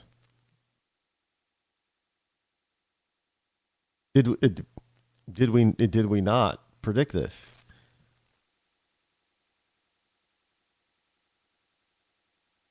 Well, hey, I don't. You know, we can continue talking about this. I have no problem with that. I would rather see some action from the GOP. I mean, they're piling on about this now. Hey, yeah, we're going to get back that $2.5 billion in Obamacare co-op money that all these states took, and they're all going out of business now. Oh, they're calling them startups, by the way. This is what you call a private business that's opens its doors and starts to do business. Those businesses are called startups. They're trying. These are startup failures. All these failures in the startups and many of the other half that are still running, they're in financial dire straits. Look, none of this was designed to work in the first place. What part does the GOP not get? It wasn't designed to succeed in the first place. I mean, look, all you got to do is go back a few years before, Obama was even elected, and you can hear Bernie Fwank talk about how, universal single payer, universal health care is the ultimate goal here. But the only way that we're going to get it in this country is if we go, the mandated route and the Hillary care route and the Obamacare route, and that's the way we're going. He would love to have been able to have pushed forth universal single-payer health care when he was still in office, but American people just won't go for that. Our goal is to get universal health care. No. Yeah, American people wouldn't go for it. But hey, if you kind of just, if you don't, it's kind of like the proverbial frog in a pot. If you just slowly turn up the heat, people will get used to it. And look, I talked about this last week. We as Americans, we seem to be warming up to all kinds of socialistic and communistic ideas in this country. It's as if we've given up the fight in a lot of this stuff. TSA. Oh, everybody was incensed by the TSA when they first started. And now, it's like you mention the TSA to people and go, oh well. What are you, crazy? Let's get rid of Obamacare. Get rid of Obamacare. Well, now too many people have it, and they're going to be upset if they lose it. And the American people, generally speaking, are like, oh, okay. Hey, you're going to be whacked with a huge tax bill. Starting in 2016, 2017, up into 2020. And American people are like, oh, okay. Well, have the two major parties in this country, have they really ripped the spine out of the American people?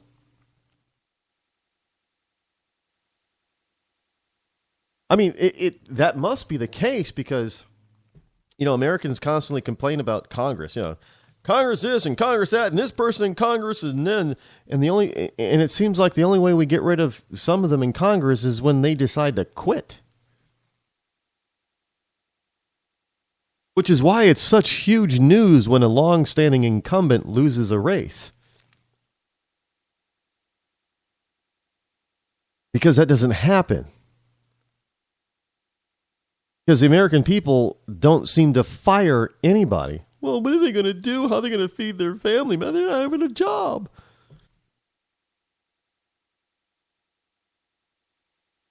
I love how they portray these things. This is from the Washington Times, and I quote, "These nonprofit consumer-run health plans were intended to improve coverage, increase competition, and provide more affordable options." There is no increased coverage. Consumers aren't running jack. Where do they come up with this stuff? That's a quote from Senate Finance Committee Chairman Orrin Hatch. "These nonprofit consumer-run health plans were intended to improve coverage, increase competition, and provide more affordable options." No, BS, Orrin. They were not intended to be consumer-run health plans. They were not intended to improve coverage. They were not intended or designed to increase competition. Because they haven't done any. Look, we've already explained. I've already laid out how you increase competition in health insurance. You do just like you did with every other kind. Why is it that only health insurance is being treated the way it is?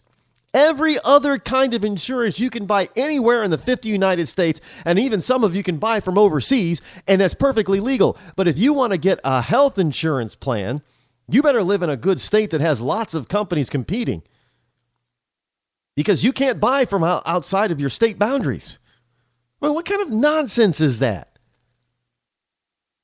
I mean, all the arguments that we heard about, needing state control of insurance companies and within the states, that was all blown out of the water when we got competition for auto and home insurance. Because, hey, there was already a model for real insurance competition. It was called life insurance.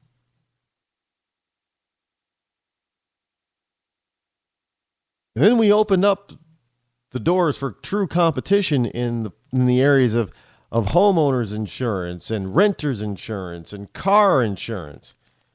And we saw rates plummet. We saw services increase.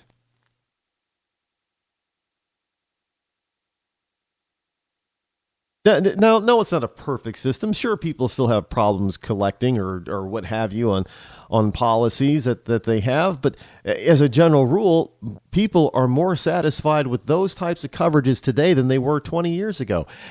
And yet we can't do something as personal as health insurance, health coverage, the way we want to, freely. Now we're mandated to have a certain kind of coverage, whether we want it or not. Whether we need it or not. Oh, because, hey, if you're young and healthy, you got to pay for that older person. Well, we're already doing that in Medicare and Medicaid. We're already paying for them. Now we got to pay for everybody? In order to pay for everybody, well, that means rates have to go up so it can cover everybody. And look, folks, we're heading towards universal single-payer system that you're going to be mandated to go through because there isn't going to be any competition or any other way to go unless you have the cash and can fly your little sick butt outside of this country to someplace else. Yeah, I don't know what it's going to take. I do not know what it's going to take. There's another... I'm not going to go into this story, but there's another email gate brewing, and it has to do. Evidently, Virginia Democrats conspired against gun store Nova Firearms, according to emails. These emails are showing that that's what they did. They conspired against Nova Firearms. Yeah, it's only Monday. And this is how we have to start off the week. Kind of garbage. I don't. By the way, there's somebody who's popping out of the president. Now, frankly, I didn't even know this guy was in. But Larry Lessig, Lessig, according to Newsmax, has ended his presidential bid, citing restrictive debate rules. Larry Lessig, the Harvard professor and internet freedom advocate who waged a long-shot bid for the Democratic presidential nomination, said earlier today that he is ending his presidential campaign. He says, from the start, it was clear that getting into the Democratic debates was the essential step in his campaign. Lessig said in the video posted on YouTube. But last week we learned that the Democratic Party has changed its rules for inclusion in the debate, and under the new rules, unless we can time travel, there's no way that I will qualify, he says. So, some people might say, well, yeah, he's for internet freedom, but what you don't understand is that this guy's a leftist, and he thinks his idea of freedom is that internet freedom is that you have to pay for it. I mean, you shouldn't have to pay for access. So companies like Verizon and Comcast and Time Warner, they spent billions and billions of dollars investing in the infrastructure to make it work. This whole internet thing work. Oh well, they should have done it out of the goodness of their heart, I guess, according to Lessig. Nobody should have to pay for this. No, what we need is more competition in it, but it's very difficult to get that competition when you have government standing in the way. How many places in this country, still the vast majority, I'm sure, still only have one real cable company within their municipal jurisdiction? Sure, you might have Verizon if you're lucky, but there's only one cable company. And that is a government-sponsored monopoly. They call it a franchise. And that particular company pays the municipality a certain amount of money. It varies depending on the municipality, how they figure out the rate of that payment. But they pay the municipality, basically a tax, in order to be the only one in town. Let me tell you something. These cable companies, when it was starting to open up with things like DirecTV and Dish, and then Verizon with their Fios. So the cable companies were upset and pissed. How can you let them? This is why early on, Congress had passed a law, which they recently rescinded and changed and all kinds of stuff. And the FCC changed the regulations on it when they said you couldn't keep a dish from being put up anywhere. And, it could. Lots of places still resisted, and then I remember living in a condo community, and I fought with them. I said, "Look, we want to put up a dish. You can't do that."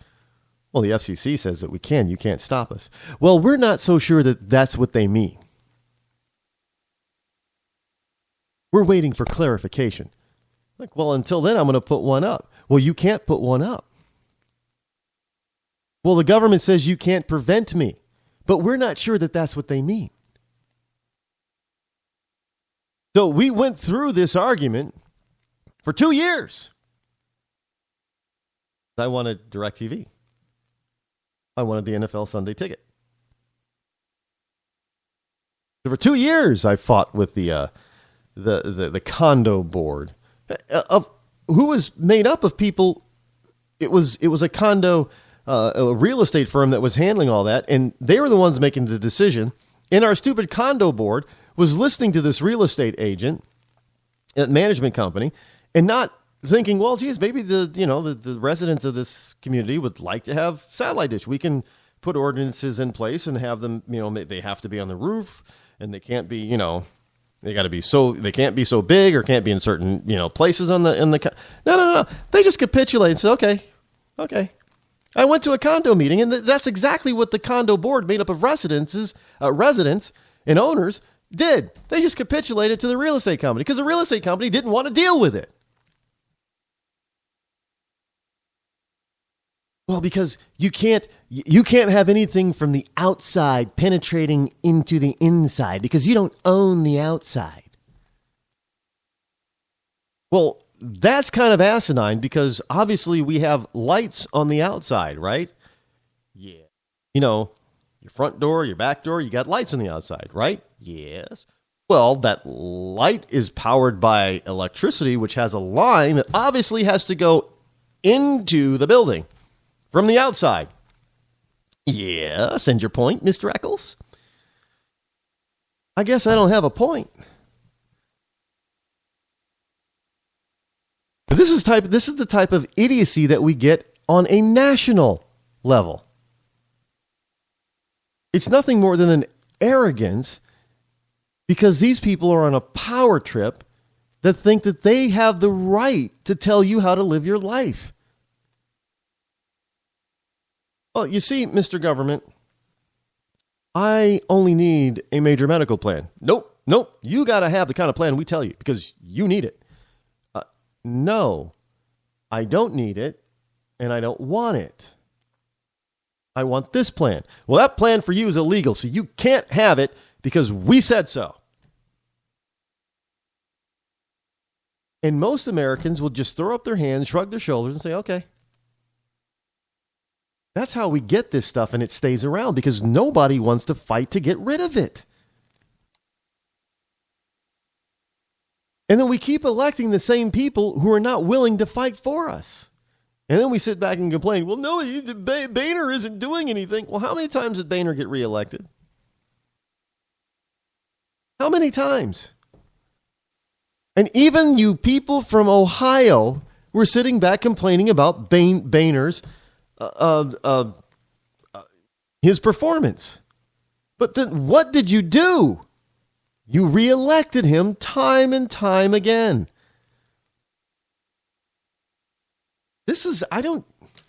Look, it takes more than just talking about this stuff. It takes action.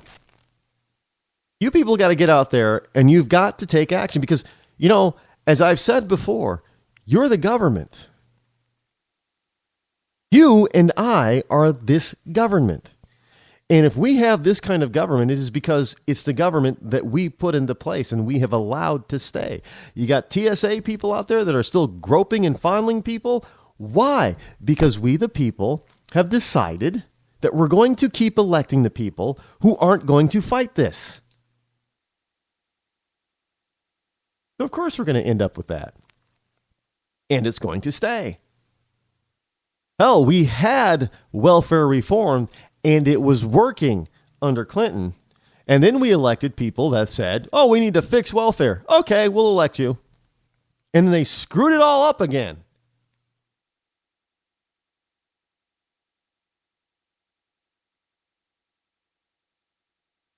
Now we've come to the part where we have somebody who is running on the Democratic ticket that is openly admitting that he's a socialist, bordering on communist.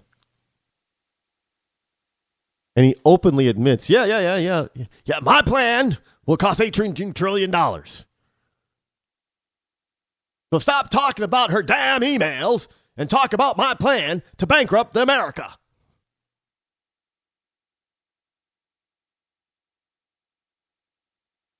And yet, you know what?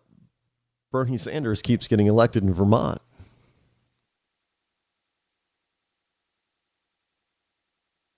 So, if you Vermonters out there are complaining about Bernie, well, hey, you elected him. Oh, you Californians complain about Barbara Boxer and Nancy Pelosi. Well, you elected them. You know, you Arizonans complain about, John McCain. Well, you elected him.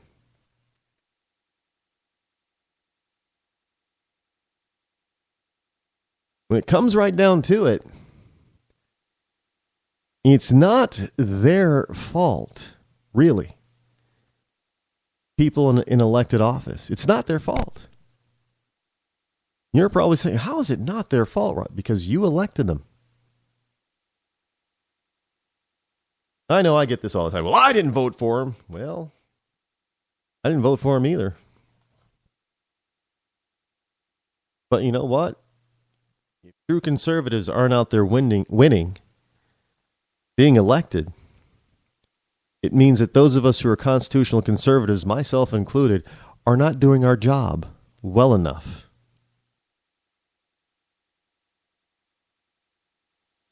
Plain and simple.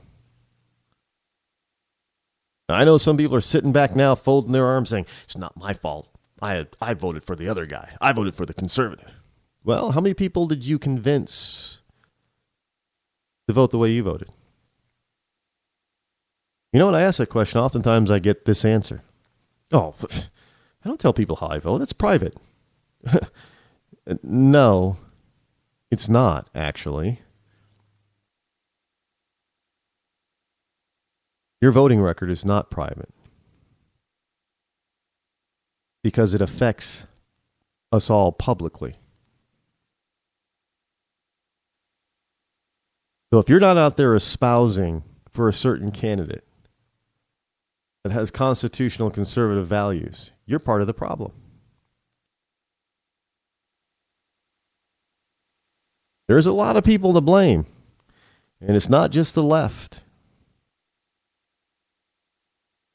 I mean, I hate the fact that I have to say that, but it's the truth. I mean, go out there and be a blowhard. I don't care. That's probably what's needed. Be a loud voice like me. Don't be shut up. But don't ever come back to me and tell me that your voting record is private, because it is not private. It is a public issue because it affects us all. Even if I don't live in your state, your decision about who you send to Washington obviously affects me. It's not private.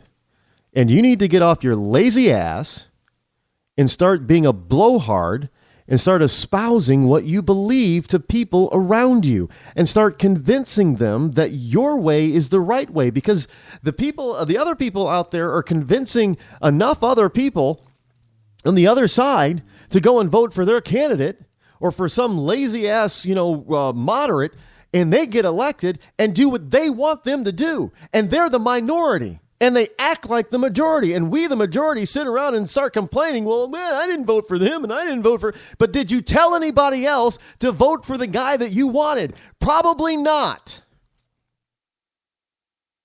So again, I say, we the people, all of us, have gotten the government that we, the people, elected. And until we start taking a different take on this and start taking personal responsibility on how we go out there and vote and how we spread the word and how we convince other people and to convince other people to vote in a constitutional conservative manner, we too are at fault. And we're going to end up with more jackasses like Obama.